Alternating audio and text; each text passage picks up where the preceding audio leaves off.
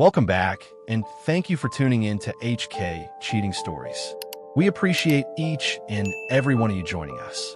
Where in the world are you watching from? Let us know in the comments. Now, let's get the story started. I had been married for 24 years, a devoted husband, a father of two, a man who believed in loyalty, in the quiet comfort of a love built over decades. I thought I knew my wife. I thought I knew the life we had built together. But one night, everything changed. It started with a flight delay, a missed conference, a simple phone call that should have meant nothing. But instead, it unraveled the lie I had been living. That was the night I discovered my wife's betrayal. And that was the night I decided I would never be the fool again. I should have known something was wrong. It was a Thursday morning, just like any other.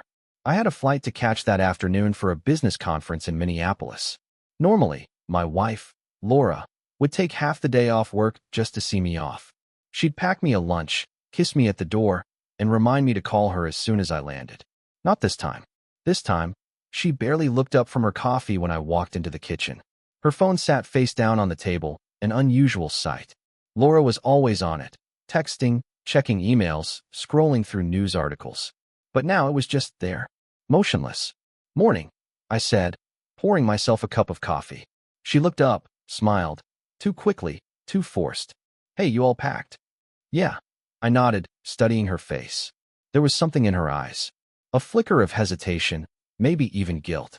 But before I could say anything, she stood up abruptly and carried her mug to the sink. "Work's going to be crazy today," she said over her shoulder. "I probably won't be able to call before your flight, but text me when you land, okay?" That was the first red flag. I stepped closer, reaching for her hand. "You sure you don't want to grab lunch before I go?" She hesitated, just for a second. Then, she gave me a quick kiss on the cheek and pulled away. "Maybe next time," she said, forcing another smile. Then she grabbed her keys and left. The front door clicked shut behind her, and I stood there in the empty kitchen, gripping my coffee mug. Something felt off. By 3 o'clock, I was at the airport, watching snowflakes drift past the terminal windows. My flight was scheduled for 6, but I liked getting there early, just to avoid the stress of last-minute rushes. Everything was smooth, until it wasn't. At 5:15, an announcement crackled over the speakers. Due to worsening snow conditions, all flights to Minneapolis were delayed. A low murmur spread through the waiting area as people sighed and checked their phones. I pulled out mine and sent Laura a quick message. "Me. Flight's delayed. Hopefully not for long. Love you." No reply. I checked the time. She should have been home by now. Maybe she was making dinner. Maybe she was just busy. At 5:45, another update. The flight was officially postponed. New departure time, 7:30. At 6:15, I called Laura. No answer. I tried again. Straight to voicemail. That gnawing feeling in my gut returned, stronger this time. Laura never ignored my calls. Never. At 6:45, another delay. The snowstorm had worsened. At 7:15, the announcement finally came. Flight canceled. A collective groan filled the terminal as passengers scrambled for rebooking. I hurried to the airline desk and managed to snag one of the last available seats on a flight scheduled for the next morning. It wasn't ideal. I'd miss half the conference, but at least I'd still make it. As I stepped away from the counter, my mind drifted back to Laura. I called again. Still no answer. Something was wrong. By the time I pulled into our driveway, it was almost 9. The house was dark. Too dark. Laura's car wasn't there. I sat in my car for a long moment, staring at the empty driveway, my fingers gripping the steering wheel. Maybe she ran to the store. Maybe she went out for dinner with a friend. Or maybe she was somewhere she shouldn't be. A deep unease settled in my chest as I grabbed my bags and stepped inside. The house was silent, cold, lifeless. And then I noticed it. The TV was on. A low hum of static filled the living room, the screen frozen on the end credits of some long-finished show. Laura never left the TV on. Not when she wasn't home. I walked over and clicked it off. The room sank into silence. Where the hell was she?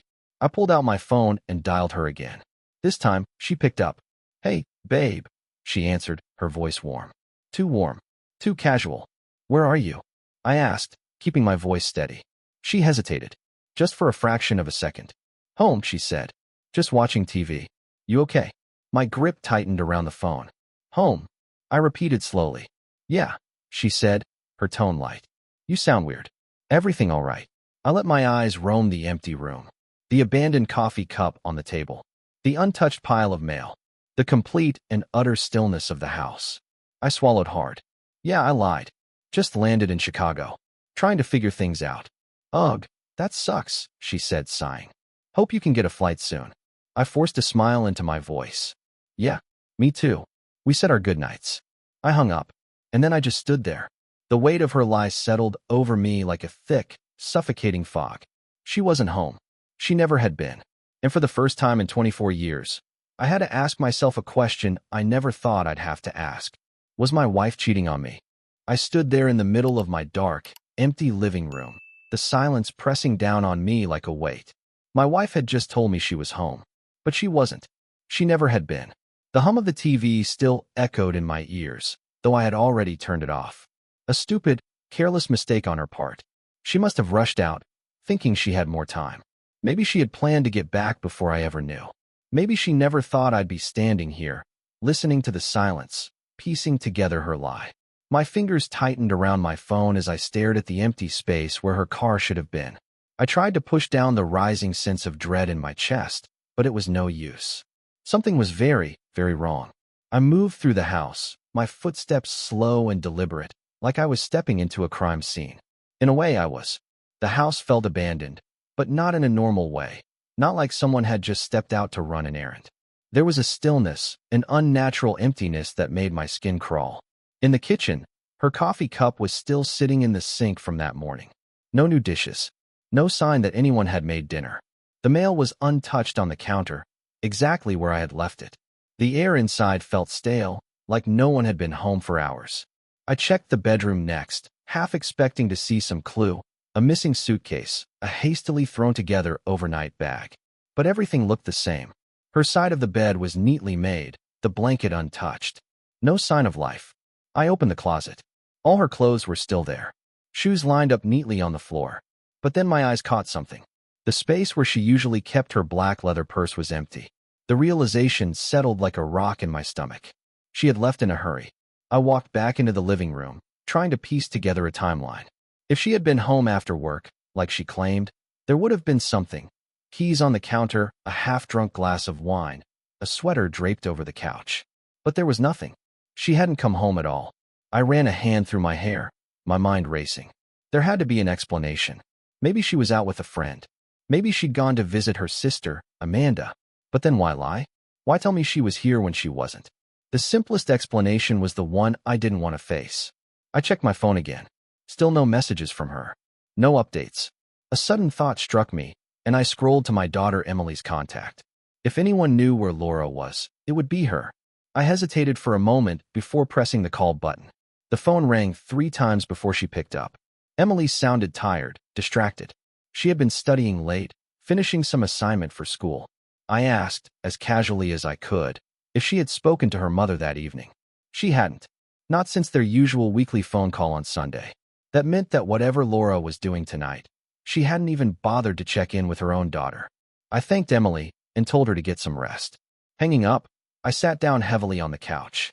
My heart was beating too fast, my thoughts spiraling into places I didn't want them to go. There had to be a logical reason. There had to be. Maybe she was planning a surprise. Maybe this was all some elaborate misdirection for my upcoming birthday. Maybe I was overreacting. But then I remembered something. For years ago, for our 20th anniversary, I had planned a surprise trip for Laura. I had worked with her boss, even roped in her parents, carefully weaving a web of little white lies to keep her from suspecting. I had done it all because I loved her, because I wanted to see the look on her face when I revealed the truth. That was different.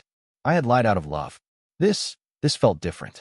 This felt like something was being taken from me, something being stolen in the dark while I sat here in my own home, clueless. I clenched my jaw and forced myself to think rationally. If she was lying, there had to be a reason. I reached for my phone again, hesitating before I made my next move. My hands felt too steady, my breath too controlled. It was a strange feeling. This realization that my life might be crumbling beneath me, and yet my body refused to panic. There was a way to know for sure. I scrolled through my contacts until I found Laura's work number, the direct line to her desk. She had told me once that the office phones automatically forwarded to voicemail after hours, but if someone picked up, I pressed call. The line rang twice before a man answered. Bold advertising, a deep voice said. This is Jake. For a moment, I couldn't speak. Jake, one of Laura's co-workers. I had been expecting an automated message, the kind that said no one was there. But Jake was still at the office. I swallowed hard, forcing my voice to stay calm. Hey Jake, it's Jack. Just calling to see if Laura's still around. There was a pause, a hesitation. Then Jake chuckled lightly, almost as if I had told a joke. Laura, he said, sounding confused. I thought you guys were on vacation. Every muscle in my body tensed. Vacation? I repeated, my voice barely above a whisper. Yeah, Jake said casually. She told us last week she'd be off until next Monday. Said you guys were taking a little getaway. My mouth went dry. I forced a laugh, scrambling for words, for anything that would buy me time. Oh right. Must have been a miscommunication. No worries, man. Cool, Jake said, oblivious. Anyway, she owes me lunch when she gets back. I covered for her shift today, and let me tell you, it was a long one. I muttered something in response and ended the call. Then I just sat there. Laura wasn't at work. Laura wasn't at home. Laura had told her office she was on vacation. And yet, she had never told me. The walls of my house felt like they were closing in.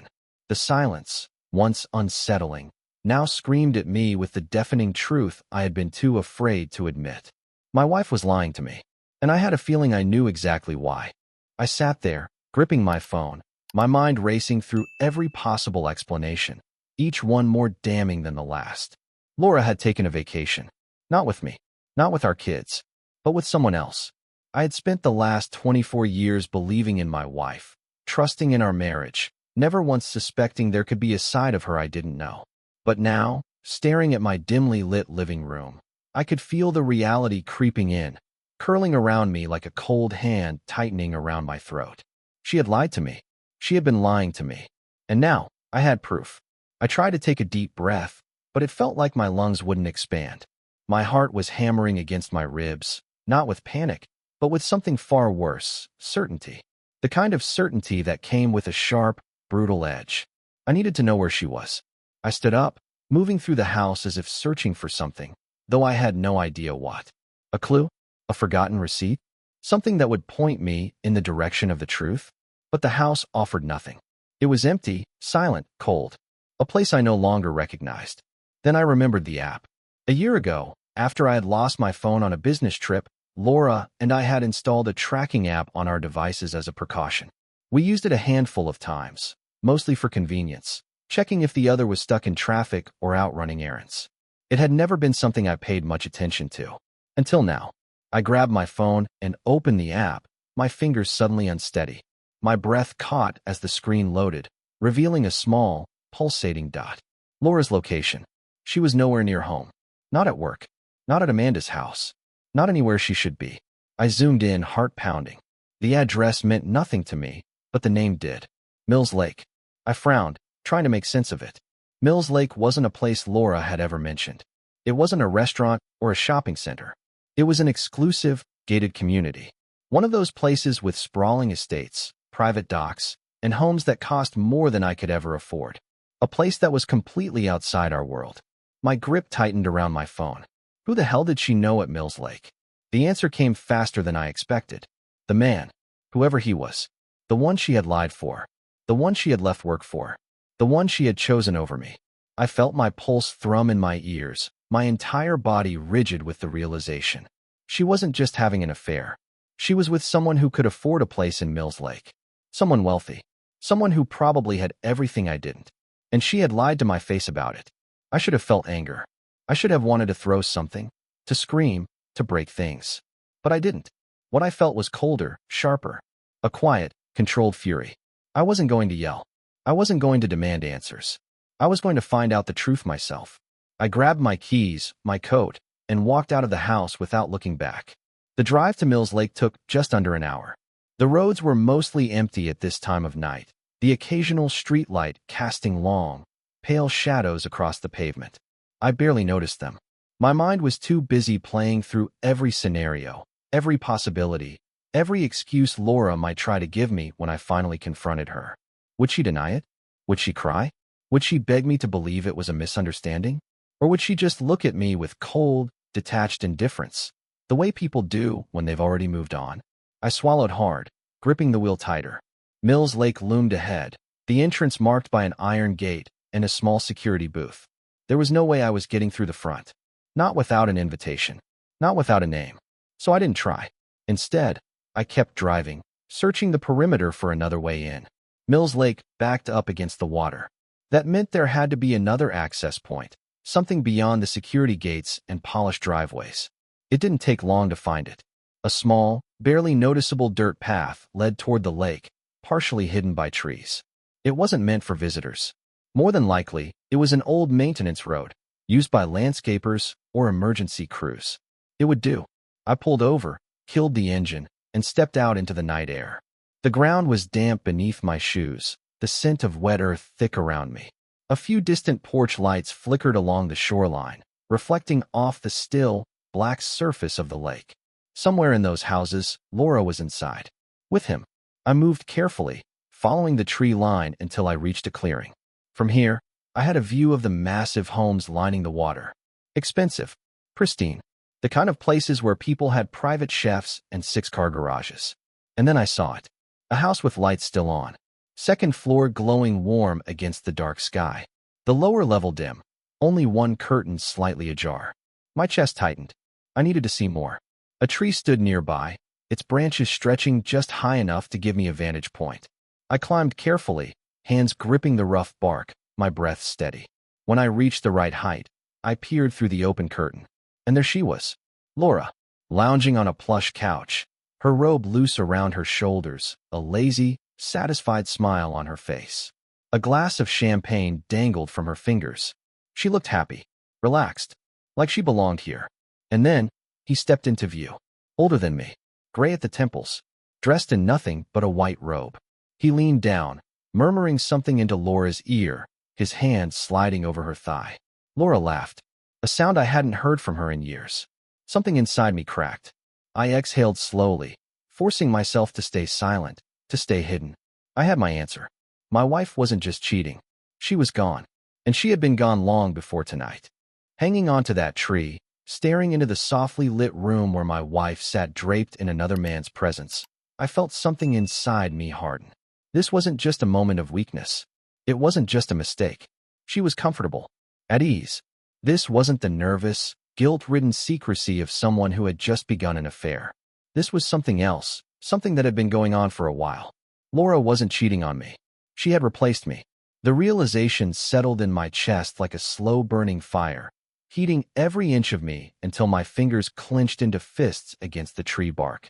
I had come here hoping, foolishly, that I was wrong.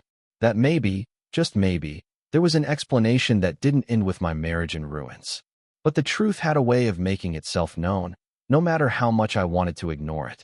I forced myself to stay still, watching. I needed more. Proof. Evidence. Not just for me, but for whatever came next. Inside the house, the man disappeared from view for a moment, leaving Laura alone.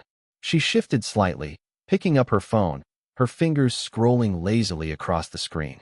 A moment later, she set it down and stretched, her robe slipping slightly off her shoulder. It was too much. I looked away, my breath coming in slow, measured inhales. The rage was there, bubbling just beneath the surface, but I wouldn't let it take control. I wouldn't give her the satisfaction of seeing me lose myself. No, I needed to be smart. Careful. This wasn't over. I climbed down from the tree with practiced silence, my movements calculated, my mind already working through my next steps. I had options. I could storm in there, make a scene, demand answers. But what would that give me? Humiliation, pain, and the satisfaction of watching her lie to my face one more time. No, I had to be smarter than that. I reached the edge of the lake, my shoes sinking slightly into the damp earth. The night was eerily quiet, the water still, reflecting the million-dollar homes that lined its shore.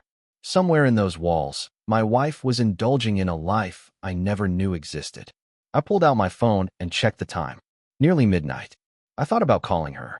Thought about watching her scramble for an excuse, hearing the guilt creep into her voice as she tried to make sense of why I was checking in on her. But that wouldn't be enough. I needed her to feel the weight of her deception, to understand that she wasn't as careful as she thought. I opened my call log and scrolled down until I found her name.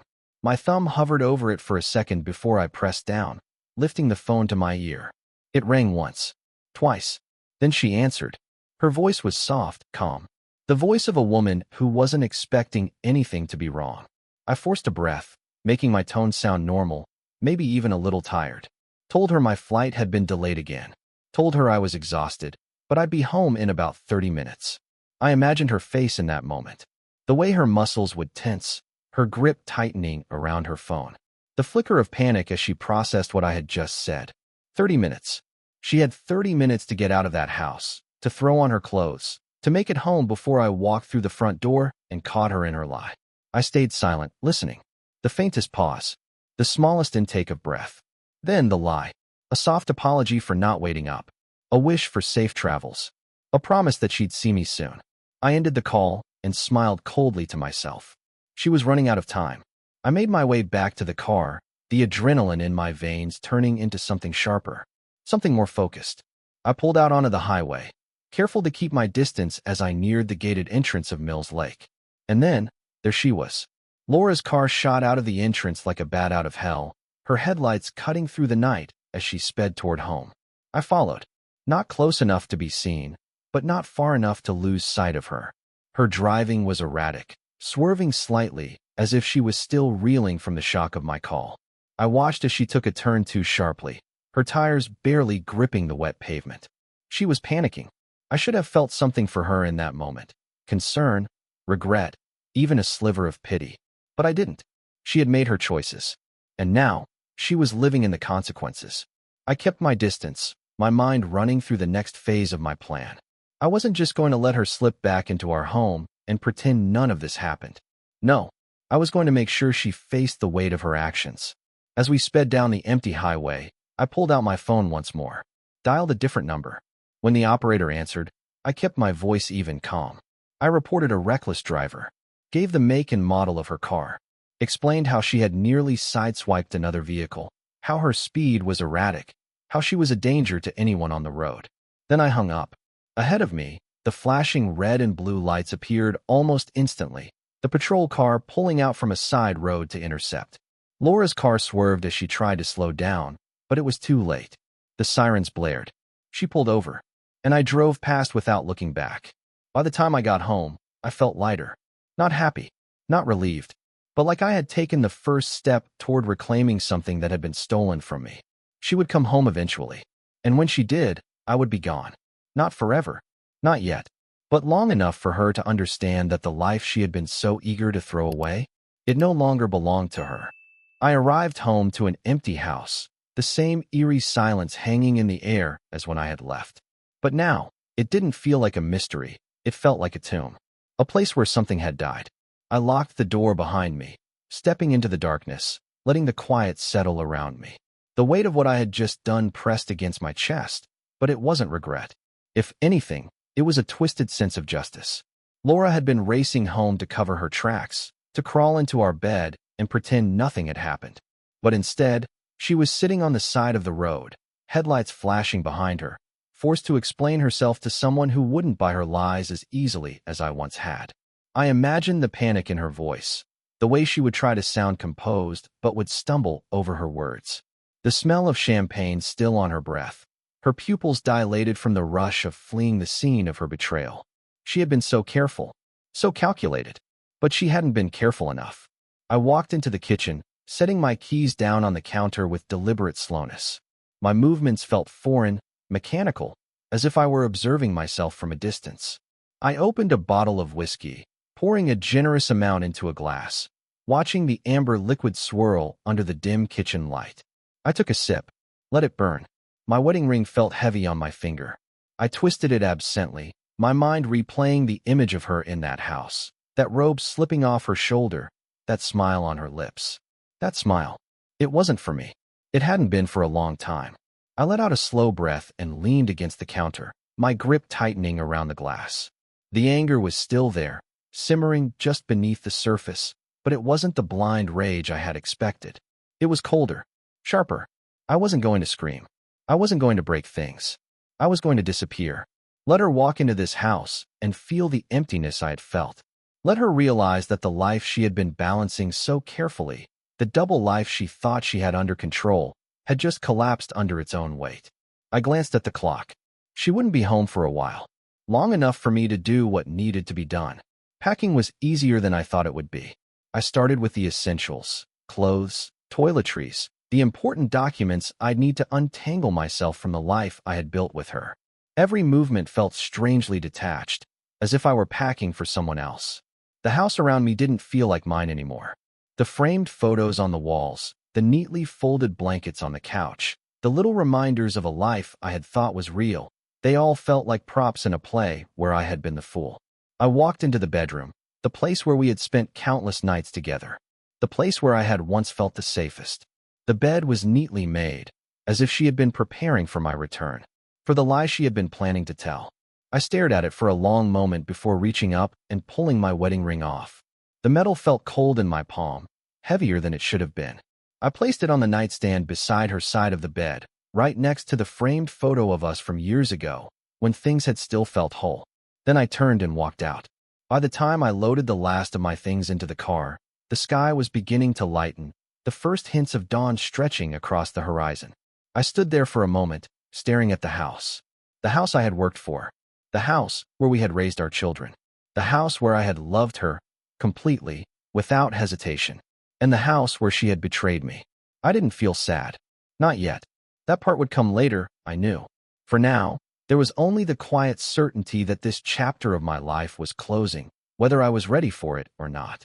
I got into the car, gripping the steering wheel, and then I drove away, not looking back. Not once. The highway stretched out ahead of me, the world still dark as I left behind the house that no longer felt like mine. My grip on the steering wheel was steady, my heart rate even. There was no rush, no panic. Just a cold, quiet certainty settling into my bones. Laura was going to come home. She was going to step inside expecting to find me asleep in bed, maybe even planning to slip in beside me, hoping I wouldn't notice the lingering scent of another man's cologne on her skin. She would have prepared a lie, something simple and effortless, the same way she had done earlier when she told me she was home while sitting in another man's arms.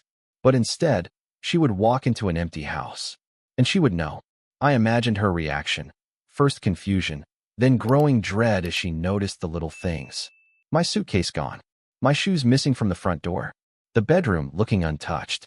And then, finally, her eyes would land on it. The wedding ring.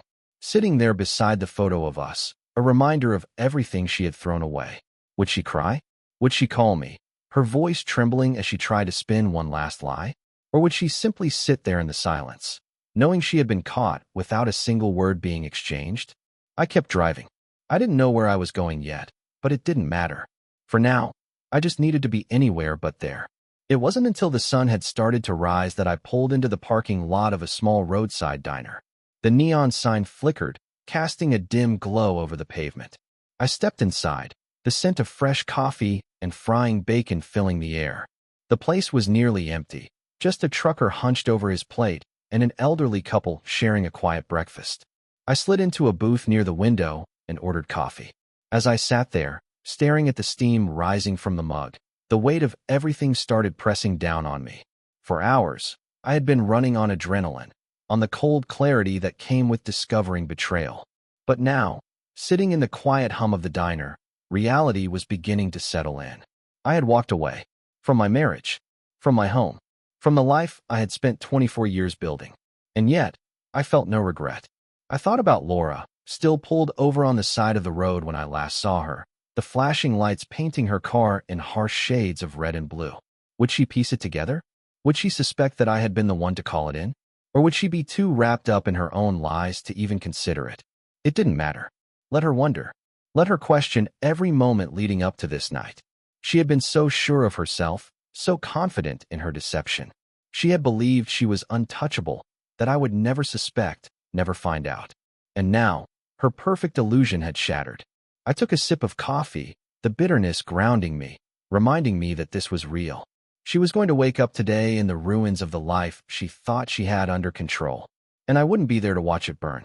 After leaving the diner, I drove aimlessly for a while, the road stretching out before me in endless gray ribbons.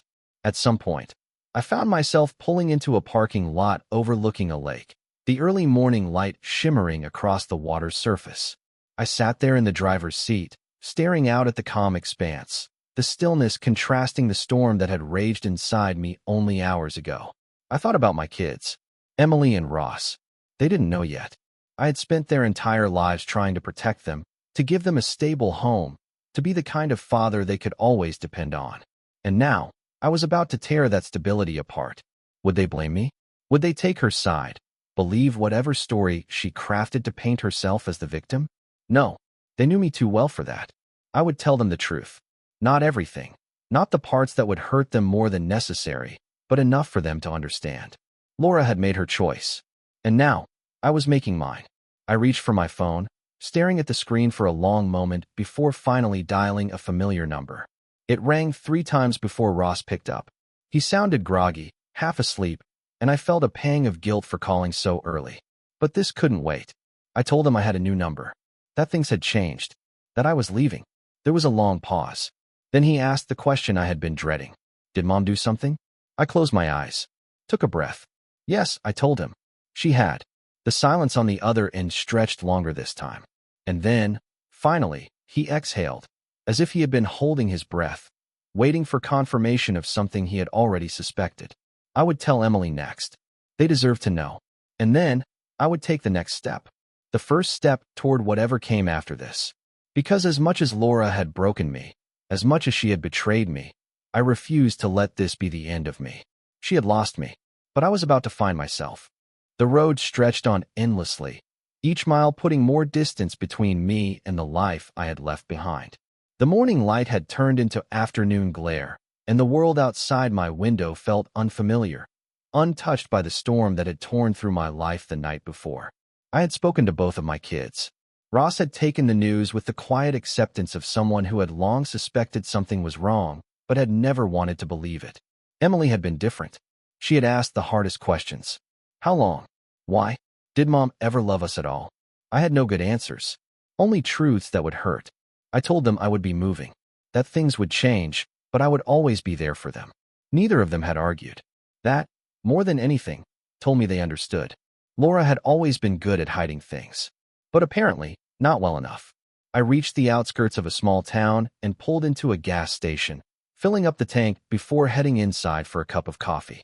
The place was quiet, the kind of old roadside stop that had been there for decades, untouched by time. The air smelled of stale cigarettes and burnt coffee, and a radio played faintly behind the counter. I grabbed a cup and poured the scalding liquid, letting the heat burn through the numbness creeping into my bones. Sleep had been impossible. The moment I had shut my eyes, I had seen her, sitting in that house, laughing, glowing under the attention of another man. A life I had never been a part of, a life she had been living without me. I took a sip, the bitterness cutting through my thoughts. I couldn't think about her anymore.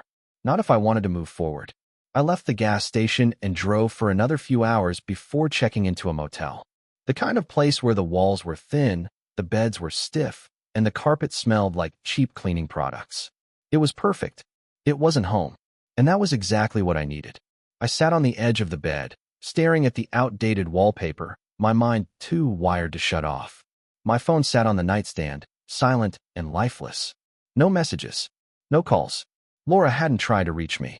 That alone spoke volumes. Maybe she already knew there was nothing left to say. Or maybe she was too wrapped up in her own disaster, scrambling to come up with a way to explain what had happened. Either way, I wasn't going to be the one waiting by the phone. For the first time in 24 years, I was free.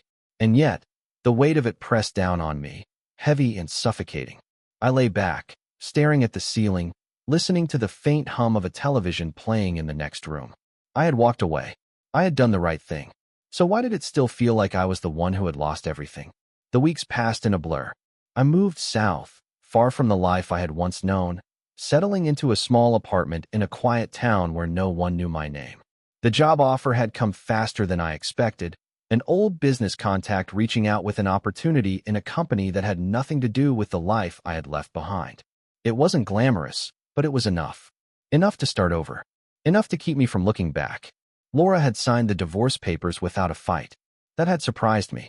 I had expected her to resist, to beg for another chance, to weave a new web of lies in an attempt to salvage whatever was left. But she hadn't. She had let me go as easily as if I had never mattered at all. And maybe, in the end, I never had.